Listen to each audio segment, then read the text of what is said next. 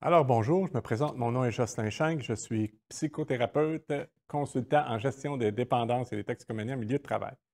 Dans cette première capsule, je vais vous parler des stades de la consommation. Il y a différents stades, il y a différentes habitudes de consommation d'alcool et de drogue dont je vais vous entretenir. Le premier stade, c'est l'usage occasionnel. Donc, c'est la consommation faire partie d'une activité. Il y a une occasion, on va utiliser l'alcool ou même le cannabis comme activité, comme complément à cette activité-là. La plupart des gens, soit environ 90 de la population, en est à ce stade-là et reste à ce stade de consommation.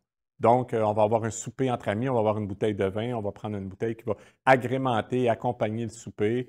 On va aller prendre un verre, un 5 à 7, on va prendre un verre, on va rentrer à la maison. Donc, ça accompagne une activité. Il y a toujours la notion de choix qui est très importante.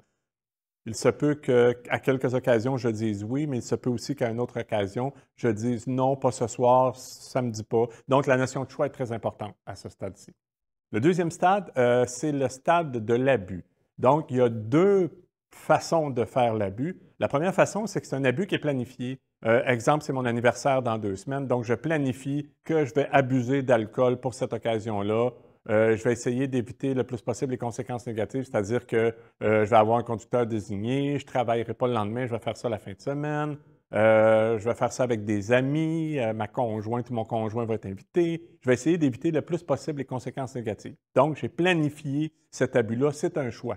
Certaines personnes vont faire ce genre d'abus-là à plusieurs reprises dans l'année. Ça peut être à des anniversaires, à des journées spéciales, au jour de l'an, des fêtes, des choses comme ça. Donc, c'est une activité encore là en soi, l'activité étant de faire un abus d'alcool ou un abus de drogue, ce qui est un peu plus rare, là.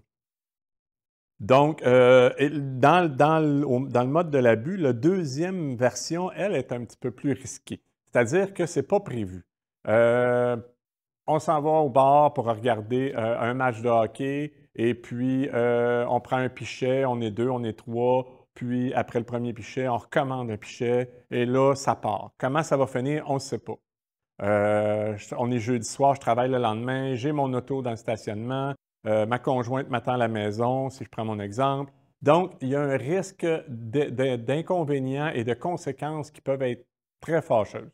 Je pourrais facilement prendre mon auto pour me retourner chez moi, je peux partir tard, je peux avoir des agissements déplacés envers soit la serveuse, envers des collègues.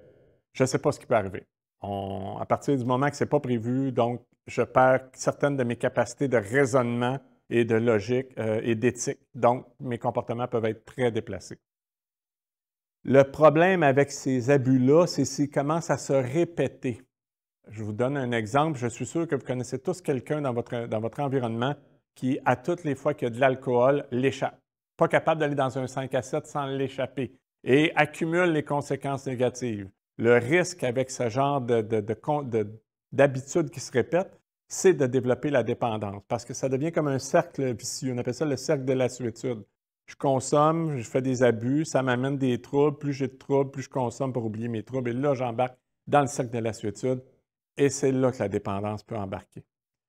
Quand on consomme de façon abusive, on a beaucoup de plaisir, on ne s'en cachera pas. Mais il y a un moment dans cette consommation-là où un jour, on n'a plus de plaisir, on commence à consommer pour oublier. Et c'est là que la dépendance embarque vraiment fort. Il faut savoir qu'il y a plus ou moins 10 de la population qui vont développer une dépendance de ce type-là. Donc, qui vont accumuler des conséquences négatives, qui vont emmener jusqu'à des pertes très importantes, que ce soit la santé physique, la santé mentale, monétaire, le travail, le casier judiciaire. Vous pouvez voir, là, vous avez un bon portrait là, des conséquences négatives qui peuvent s'accumuler et c'est là la problématique. Il faut comprendre qu'à partir de ce moment-là, quand on arrive à cette dépendance grave-là, seulement 3 des gens qui en sont atteints vont s'en sortir. C'est ce qui est inquiétant. Les maisons de thérapie sont pleines de gens qui ont ces problèmes-là. Les prisons sont pleines de gens qui sont rendus à cette problématique-là. Et la psychiatrie, la même chose. Donc, les gens sont rendus à des stades de consommation où ils n'ont plus aucun contrôle sur leur consommation.